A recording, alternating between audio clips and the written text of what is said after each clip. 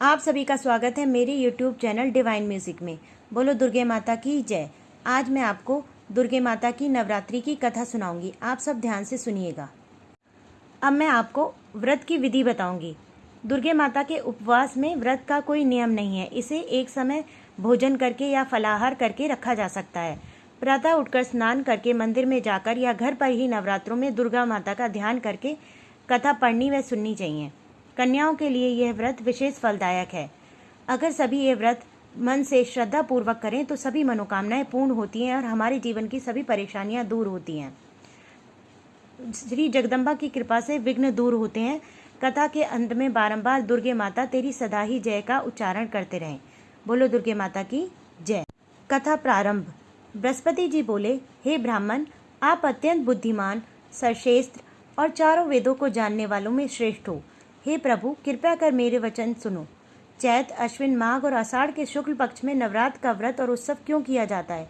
हे भगवान, इस व्रत का क्या फल है? किस प्रकार करना उचित है और पहले इस व्रत को किसने किया है? सो विस्तार से कहो। बृहस्पति जी का ऐसे वचन सुनकर ब्रह्मा जी कहने लगे कि हे बृहस्पति, प्राणियों के हित करने की इच्छा से तुमने बहुत अच्छा प्रश्न किया है। जो मनुष्य मनोरथ पूर्ण करने वाली दुर्गे, महादेव, सूर्य और नारायण का ध्यान करते हैं वह मनुष्य धन्य है। यह नवरात्र व्रत संपूर्ण कामनाओं को पूर्ण करने वाला है। इसके करने से पुत्र चाहने वाले को पुत्र, धन चाहने वाले को धन, विद्या चाहने वाले को विद्या और सुख चाहने वाले को सुख मिलता है। इस व्रत के करने से रोगी मनुष्यों का रोग दूर हो जाता है। कारागार में बंद हुआ मनुष्य बंधन से छूट जाता है। मनुष्य की तमाम आपत्तियां दूर हो जाती हैं। उसके घर में संपूर्ण संपत्तियां आकर उपस्थित हो जाती हैं। बंद या काक बंदे के इस व्रत के करने से पुत्र पैदा हो जाता है। समस्त पापों को दूर करने वाले इस व्रत के करने से, ऐसा करने से कौन सा मनोरथ है जो सिद्ध नहीं हो सकता? जो प्राणी इस अलभ्य मनुष्य की देह को पाकर भी नवरात्र का व्रत नहीं करता है वह माता पिता से हीन हो जाता है, अर्थात उसके माता पिता मर जाते हैं और वह अनेक दुखों को भोगता है। उसके शरीर में कुष्ठ हो जाता है और अंगहीन हो जाता है। उसकी संतान उत्पत्ति नहीं होती है और इस प्रकार वह मूर्ख अनेक दुख भोगता है।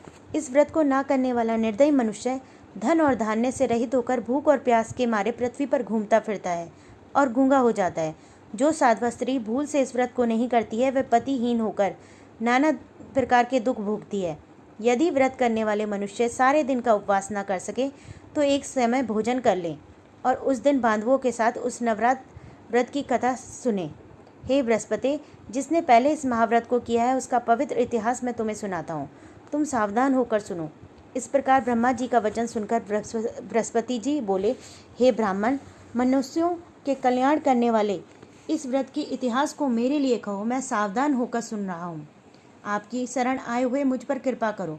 ब्रह्मा जी बोले, पीठद नामक मनोहर नगर में एक अनाथ नाम का ब्राह्मण रहता था। वह भगवती का बहुत बड़ा भक्त था। उसके संपूर्ण सद्गुणों से युक्त मानो ब्रह्म की सबसे पहली रचना हो ऐसी यथार्थ नाम वाली सुमति नाम की एक अत्यंत सुंदर पुत्री पैदा हुई। वह कन्या सुमति अपने पिता के घर बालकपन में अपनी सहेलियों के साथ क्रीड़ा करती हुई इस प्रकार बढ़ने लगी जैसे शुक्ल पक्ष की कला बढ़ती है। उसका पिता प्रतिदिन जब दुर्गा की पूजा और होम किया करता था उस समय वह भी नियम से वहां उपस्थित होती। एक दिन वह सुमति अपनी सखियों के साथ खेलने लग गई और भगवती के पूजन में उपस्थित नहीं हुई। उसके पिता को पुत्री की ऐसी असावधानी देखकर बहुत क्रोध आया और पुत्री से कहने लगा, हे दुष्ट पुत्री, आज प्रभात से तूने भगवती का पूजन नहीं किया है। इस कारण मैं किसी कुष्ठी और दरिद्री मनुष्य के साथ तेरा विवाह करूंगा। इस प्रकार कुशती पिता का वचन सुनकर सुमति को बड़ा दुख हुआ और पिता से कहने लगी, हे पिताजी, मैं आपकी कन्या हूँ। मैं आपके सब तरह से आधीन हूँ। जैसी आपकी इच्छा हो मेरा विवाह कर सकते हो। होगा वही जो मेरे भाग्य में लिखा होगा। मेरा तो इस पर पूर्ण विश्वास है। मनुष्य ना जाने कितने मनोरथों का चिंतन करता है, पर होता वही है जो भाग्य में विधाता ने लिखा है। जो जैसा कर्म करता है उसको फल भी उसी कर्म के अनुसार ही मिलता है, क्योंकि कर्म करना मनुष्य के अधीन है पर फल देव के अधीन है। जैसे अग्नि में पड़े हुए तृणादि उसको अधिक प्रदीप्त कर देते हैं, उसी प्रकार अपनी कन्या के ऐसे निर्भयता से कहे हुए वचन सुनकर ब्राह्मण को और अधिक क्रोध आया। तब उसने अपनी कन्या का विवाह एक कुष्ठी के साथ कर दिया और अत्यंत क्रोध होकर पुत्री से कहने लगा, जल्दी जाओ, अपने कर्म का फल भोगो। देखे भला भाग्य के भरोसे रहकर क्या करती हो। इस प्रकार से कहे हुए पिता के कटु वचनों को सुनकर सुमति मन में विचार करने लगी कि अहो, मेरा बड़ा दुर्भाग्य है जिससे मुझे ऐसा पति मिला। इस तरह अपने दुख का विचार करती हुई वह सुमति अपने पति के साथ वन में चली गई और भयावने कुशायुक्त उस स्थान पर उन्होंने रात बड़े कष्ट से व्यतीत की। उस गरीब बालिका की ऐसी दशा देखकर भगवती दुर्गा पूर्व पुण्य के प्रभाव से प्रकट होकर सुमति से कहने लगी कि हे दीन ब्राह्मणी, मैं तुम पर प्रसन्न हूँ। तुम जो चाहे सो वरदान मांग सकती हो। मैं प्रसन्न होने पर मनवांछित फल देने वाली हूँ। इस प्रकार भगवती दुर्गा का वचन सुनकर ब्राह्मणी कहने लगी कि आप कौन हो जो मुझ पर प्रसन्न हुई हो। यह सब मेरे लिए कहो और अपनी कृपा दृष्टि से मुझ दीन दासी को कृतार्थ करो।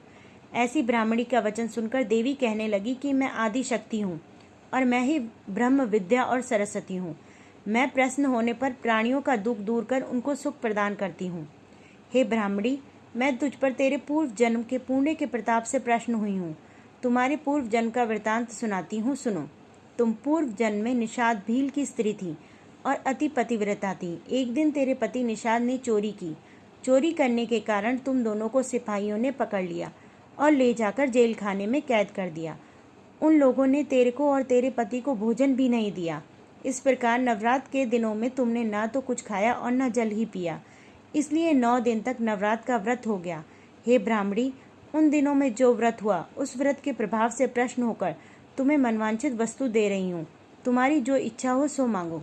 इस प्रकार दुर्गा के कहे हुए वचन सुनकर ब्राह्मणी बोली, अगर आप मुझ पर प्रसन्न हैं तो हे दुर्गे, मैं आपको प्रणाम करती हूँ। कृपया कर मेरे पति के कौड़ को दूर करो। देवी कहने लगी कि उन दिनों में जो तुमने व्रत किया तो उस व्रत के 1 दिन का पुण्य अपने पति के कौड़ दूर करने को अर्पण करो। मेरे प्रभाव से तेरे पति का कौड़ से रहित और सोने के समान शरीर हो जाएगा। ब्रह्मा जी बोले। इस प्रकार देवी के वचन सुनकर वह ब्राह्मणी बहुत प्रसन्न हुई और पति को निरोगी करने की इच्छा से ठीक है ऐसे बोली। तब उनके पति का शरीर भगवती दुर्गा की कृपा से कुष्ठहीन होकर अति कांतियुक्त हो गया, जिसकी कांति के सामने चंद्रमा की कांति भी क्षीण हो जाती है। वह ब्राह्मणी पति की मनोहर देह को देखकर देवी को अति पराक्रम वाली समझकर स्तुति करने लगी और बोली, हे दुर्गे, आप दुर्गति को दूर करने वाली हो, तीनों जगत का संताप हरने वाली हो, समस्त दुखों को दूर करने वाली हो, रोगी मनुष्य को निरोग करने वाली हो, प्रश्न होने पर मनवांछित वस्तु देने वाली हो और दुष्ट मनुष्यों का नाश करने वाली हो। तुम ही सारे जगत की माता और पिता हो। हे अम्बे, मुझ अपराधी रहित अबला को मेरे पिता ने कुष्ठी मनुष्य के साथ विवाह कर मुझे घर से निकाल दिया। उनकी निकाली हुई मैं पृथ्वी पर घूमने लगी। आपने ही मेरा इस आपत्ति रूप समुद्र से उद्धार किया है। बोलो दुर्गे माता की जय। हे देवी, मैं आपको प्रणाम करती हूँ, मुझ दीन की रक्षा करो। ब्रह्मा जी बोले, हे बृहस्पति। इसी प्रकार उस सुमति ने मन से देवी की बहुत स्तुति की। उससे हुई स्तुति सुनकर देवी को बहुत संतोष हुआ और ब्राह्मणी से कहने लगी, हे ब्राह्मणी, तेरे उद्दालक नाम का अति बुद्धिमान, धनवान, कीर्तिवान और जितेंद्रिय पुत्र शीघ्र ही होगा। ऐसे कहकर वह देवी उस ब्राह्मणी से फिर कहने लगी, हे ब्राह्मणी, और जो कुछ तेरी इच्छा हो वही मनवांछित वस्तु मांग सकती है। ऐसे भगवती दुर्गा का वचन सुनकर सुमति बोली कि हे दुर्गे, अगर आप मेरे ऊपर प्रसन्न हैं तो कृपया कर मुझे नवरात्र व्रत विधि बतलाइए। हे दयावती, जिस विधि से नवरात्र व्रत करने से आप प्रसन्न होती हैं उस विधि को और उसके फल को मेरे से विस्तार से वर्णन करें। इस प्रकार ब्राह्मणी के कहे वचन सुनकर दुर्गा कहने लगी कि हे ब्राह्मणी, मैं तुम्हारे लिए संपूर्ण पापों को दूर करने वाली नवरात्र विधि बतलाती हूँ, जिसको सुनने से तमाम पापों से छुटकर मोक्ष की प्राप्ति हो जाती है। अश्विन मास के शुक्ल पक्ष को प्रतिपदा से लेकर 9 दिन तक विधि पूर्वक व्रत करें। यदि दिन भर का व्रत न कर सकें तो एक समय भोजन करें। पढ़े लिखे ब्राह्मणों से पूछकर घट स्थापना करें और वाटिका बनाकर उसको प्रतिदिन जल से सींचें। महाकाली, महालक्ष्मी और महासरस्वती इनकी मूर्तियां बनाकर उनको नित्य विधि सहित पूजा करें और पुष्पों से विधि पूर्वक अर्घ्य दें। बिजोरा के फूल से अर्घ्य देने से रूप की प्राप्ति होती है और जयफल से कीर्ति की और दाग से कार्य की सिद्धि होती है। आंवले से सुख और केले से भूषण की प्राप्ति होती है। इस प्रकार फलों से अर्घ्य देकर यथा विधि हवन करें। खांड, घी, गेहूँ, शहद, जौ, तिल, बिल्वपत्र, नारियल, दाख और कदम इनसे हवन करें। गेहूँ से होम करने से लक्ष्मी की प्राप्ति होती है। आंवले से कीर्ति की और केले से पुत्र प्राप्त होता है। कमल से राज सम्मान और दाखों से सुख और संपत्ति की प्राप्ति होती है। खांड, घी, नारियल, शहद, जौ और तिल इनसे तथा फलों से होम करने से मनवांछित वस्तु की प्राप्ति होती है। व्रत करने वाले मनुष्य इस विधान से होम कर आचार्य को अत्यंत नम्रता के साथ प्रणाम करें और यज्ञ की सिद्धि के लिए उसे दक्षिणा दें। इस महाव्रत को पहले बताई हुई विधि के अनुसार जो कोई करता है उसके सब मनोरथ सिद्ध हो जाते हैं। इसमें तनिक भी संशय नहीं है कि इन 9 दिनों में जो कुछ दान आदि दिया जाता है उसको करोड़ों गुना फल मिलता है। इस नवरात्र के व्रत करने से ही आश्वमेध यज्ञ का फल मिलता है। हे ब्राह्मणी, इस संपूर्ण कामनाओं को पूर्ण करने वाले उत्तम व्रत को तीर्थ, मंदिर अथवा घर में ही विधि के अनुसार कर सकते हैं। ब्रह्मा जी बोले कि हे बृहस्पति, इस प्रकार ब्राह्मणी को व्रत की विधि और फल बताकर देवी अंतर्ध्यान हो गई। जो पुरुष या स्त्री इस व्रत को भक्ति पूर्वक करते हैं वह इस लोक में सुख भोगकर अंत में दुर्लभ मोक्ष को प्राप्त होता है। हे बृहस्पति, यह दुर्लभ व्रत। ऐसे ब्रह्मा जी के वचन सुनकर बृहस्पति जी आनंद के कारण रोमांचित हो गए और ब्रह्मा जी से कहने लगे कि हे ब्राह्मण, आपने मुझ पर अति कृपा की और जो अमृत के समान इस नवरत्न व्रत का महत्म्य सुनाया है। हे प्रभु, आपके बिना और कौन इस महत्म्य को सुना सकता है। ऐसे बृहस्पति जी के वचन सुनकर ब्रह्मा जी बोले कि हे बृहस्पति, तुमने सब प्राणियों के हित करने वाले इस अलौकिक व्रत को पूछा, इसलिए तुम धन्य हो। हे भगवती, शक्ति संपूर्ण लोगों की पालन करने वाली हैं। इस महादेवी के प्रभाव को कौन जान सकता है। बोलो दुर्गे माता की जय। हे दुर्गे माता, सभी की सभी मनोकामनाएं पूर्ण करना।